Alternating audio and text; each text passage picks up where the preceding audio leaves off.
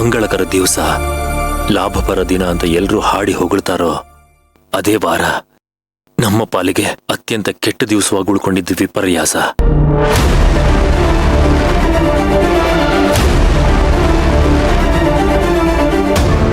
ಶುಕ್ರವಾರ, date 16.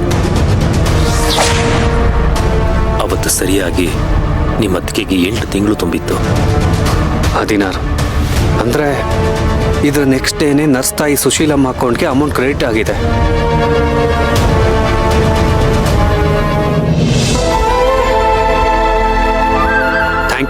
Thank you so much for the information. ಸರಿ, ಈಗಲಾದ್ರೂ ಹೇಳೋದೇನು ವಿಷಯ? ಹೇಳ್ತೀನಿ, ಟೈಮ್ ಬಂದಾಗ ಖಂಡಿತ ಹೇಳ್ತೀನಿ. ಆದ್ರೆ ಒಂದಂತೂ ಸತ್ಯ, ಇದರಲ್ಲಿ ನಮ್ಮೆಲ್ರಿಗೂ ಒಳ್ಳೇದಾಗೋ ಒಂದು ವಿಷಯ ಅಂತೂ ಇದೆ. ಆ ಲಕ್ಷಣಗಳಂತೂ ನನಗೆ ಕಾಣಿಸ್ತಿದೆ.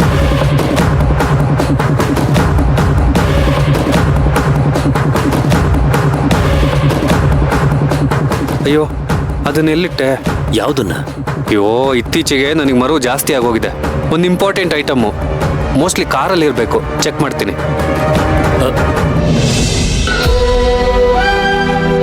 ಅದೇನು ಹೇಳ್ತಾನೋ, ಅದೇನು ಕೇಳಿದ್ನೋ, ಹಿಂಗೆ ಯಾಕೆ ಓಡಿದ್ನೋ ಒಂದು ಅರ್ಥ ಆಗಲಿಲ್ಲ.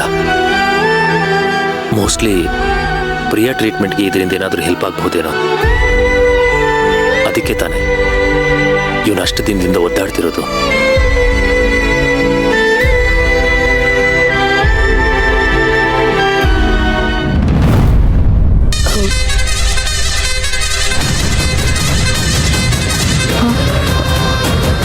Aunty, are you okay? ನಿಮ್ಗೇನೂ ಆಗಿಲ್ಲ ತಾನೆ?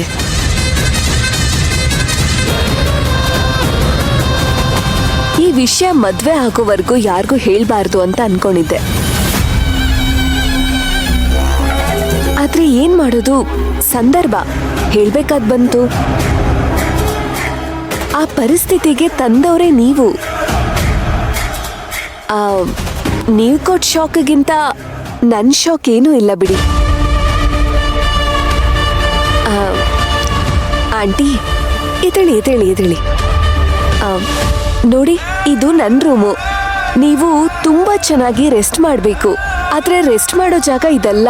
ನೀವು ನಿಮ್ಮ ರೂಮ್ಗೆ ಹೋಗಿ ಆರಾಮಾಗಿ ರೆಸ್ಟ್ ಮಾಡಿ, ಓಕೆನಾ? ಹೋ, ನಿಮ್ಗೊಂದ್ಸತಿ ಹೇಳಿದ್ರೆ ಅರ್ಥ ಆಗಲ್ಲ ಅನ್ಸುತ್ತೆ. ಬನ್ನಿ.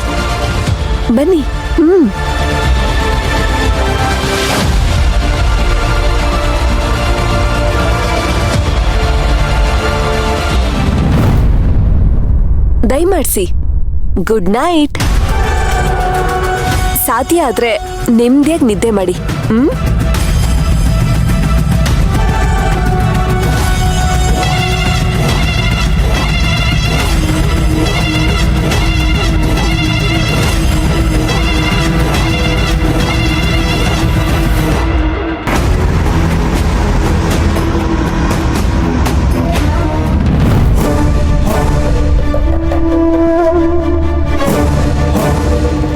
ವಿಷಯ ಮದ್ವೆ ಆಗೋವರೆಗೂ ಯಾರಿಗೂ ಹೇಳ್ಬಾರ್ದು ಅಂತ ಅನ್ಕೊಂಡಿದ್ದೆ. ಆದ್ರೆ ಏನ್ ಮಾಡೋದು, ಸಂದರ್ಭ ಹೇಳ್ಬೇಕಾದ್ ಬಂತು. ಆ ಪರಿಸ್ಥಿತಿಗೆ ತಂದವರೇ ನೀವು. ನೀವು ಕೊಟ್ಟ ಶಾಕ್ಗಿಂತ ನನ್ನ ಶಾಕ್ ಏನೂ ಇಲ್ಲ ಬಿಡಿ. ಸಾಧ್ಯ ಆದ್ರೆ ನೆಮ್ಮದಿಯಾಗಿ ನಿದ್ದೆ ಮಾಡಿ.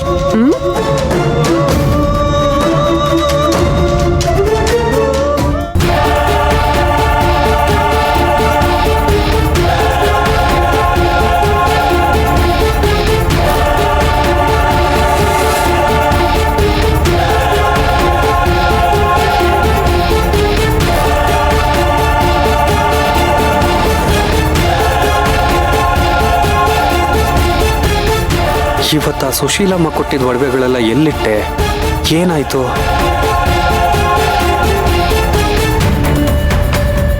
ಈ ಹಾಳಾದ ಮರುವಿನ ಕಾಯಿಲೆ ನನ್ಗೆ ಯಾಕೆ ಬಂತು? ಎಷ್ಟು ನೆನ್ಪಿಸ್ಕೊಂಡ್ರು ನೆನಪೇ ಆಗ್ತಿಲ್ವಲ್ಲ. ಮಗು ಬಗ್ಗೆ ಇದ್ದಿದ್ದು ಒಂದೇ ಒಂದು ಕ್ಲೂ, ಅದನ್ನೇ ಕಳ್ಕೊಂಡ್ಬಿಟ್ಟ ನಾನು.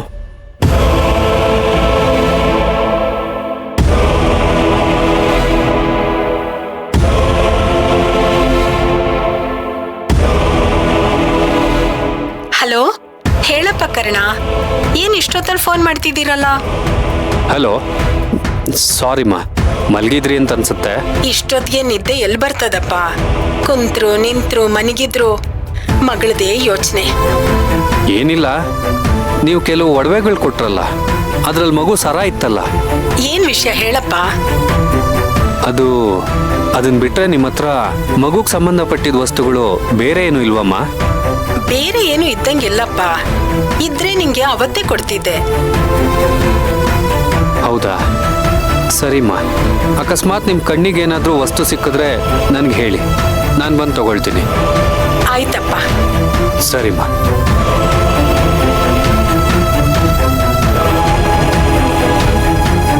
ಇವ್ರಿಗೆ ಹಣ ಟ್ರಾನ್ಸ್ಫರ್ ಆಗಿ ಡೇಟ್ಗೂ ಅದಕ್ಕೆ ಅಬಾರ್ಟ್ ಆಗಿ ಡೇಟ್ಗೂ ಒಂದೇ ದಿನ ವ್ಯತ್ಯಾಸ ಇದೆ.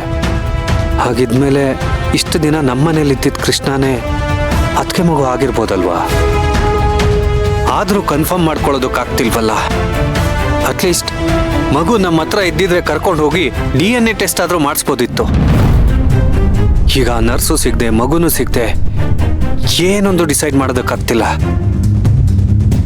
ಈಗ ನರ್ಸ್ನ ಎಲ್ಲಿ ಅಂತ ಹುಡುಕ್ಲಿ? ಆ JP ಸರ್ ಹುಡುಗರಿಗೆ ಅವಳು ಸಿಕ್ಕಿಲ್ಲ. ಇನ್ನು ನನ್ನ ಕೈಗೋ ಪೊಲೀಸವ್ರ ಕೈಗೋ ಅವಳು ಸಿಗ್ತಾಳ?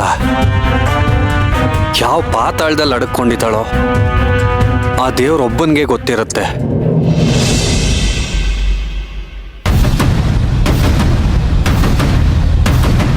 ಇಷ್ಟೆಲ್ಲ ಸಾಕ್ಷಿ ಕೈಯಲ್ಲಿದ್ರು ಯಾರೋ ನನ್ನ ಮಾತನ್ನ ನಂಬ್ತಿಲ್ಲ. ಆ ಸೇವಂತಿ ಮನೆಯವ್ರಿಗೆಲ್ಲ ಅದೇನು ಮೋಡಿ ಮಾಡಿದಳೋ ಏನೋ. ನನಗಂತೂ ಅವಳು ನೋಡಿದ್ರೆ ರಕ್ತ ಕುದಿಯುತ್ತೆ. ನನ್ನ ಮಗುನೇ ಸಾಯಿಸ್ತಾಳಲ್ವಾ? ಅವಳನ್ನು ಸಾಯಿಸೇ ಬಿಡ್ಬೇಕು ಅಂತ ಅನ್ಸುತ್ತೆ ನನಗೆ.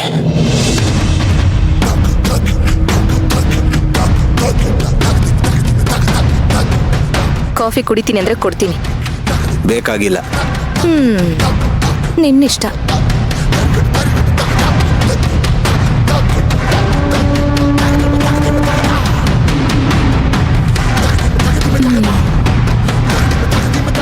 ಎಷ್ಟು ಧೈರ್ಯ ಇದ್ರೆ ನೀವು ನನ್ನ ಮುಂದೆ ಕಾಲ್ ಮೇಲೆ ಕಾಲು ಹಾಕೋತೀರಾ?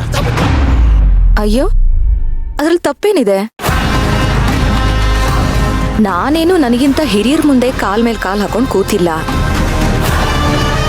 ನನಗಿಂತ ನೀನ್ ಚಿಕ್ಕವನು. ಆದ್ರೆ ನೀನು ವಯಸ್ಸಿನಲ್ಲಿ ಸ್ಥಾನದಲ್ಲಿ ದೊಡ್ಡೋಳಾಗಿರೋ ನನ್ನನ್ನ ಎಷ್ಟು ಕಾಡಿಸ್ಬಿಟ್ಟೆ.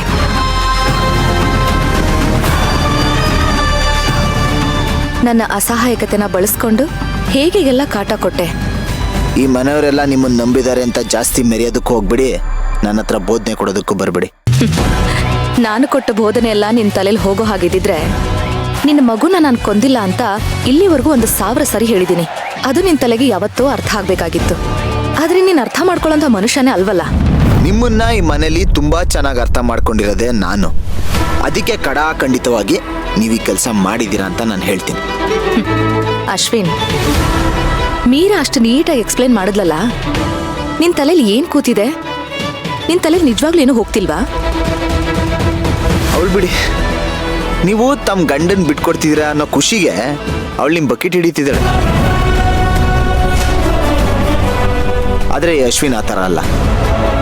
ಅವನ ಮಗುಗೆ ಅವ್ನ ನ್ಯಾಯ ಕೊಡಿಸೋವರೆಗೂ ಅವನು ಸುಮ್ಮನೆ ಬಿಡಲ್ಲ. ನಿಮ್ಮ ಬಗ್ಗೆ ಈ ಮನೇಲಿ ಯಾರಿಗೆ ಏನೇ ಅಂದ್ರೂ ಅವ್ರುಗಳು ನಂಬಲ್ಲ. ಆದರೆ ಕಾನೂನು ಅಂತ ಒಂದು ಇದೆಯಲ್ಲ, ಆ ಕಾನೂನಿನ ಕಟಕಟಲ್ಲೇ ನಿಮ್ಮನ್ನ ಕಟ್ಟಾಕ್ತೀನಿ. ನಿಮ್ಮ ಮುಖವಾಡನ ಬಯಲ್ ಮಾಡ್ತೀನಿ.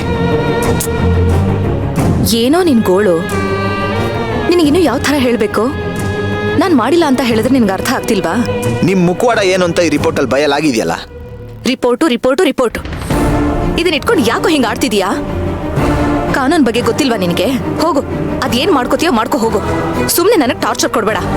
ಹೀಗೆ ಆದ್ರೆ ನಿನ್ನ ತಲೆ ಕೆಟ್ಟ ಹೋಗುತ್ತಷ್ಟೇ. ತಲೆ ಕೆಡೋದಲ್ಲ,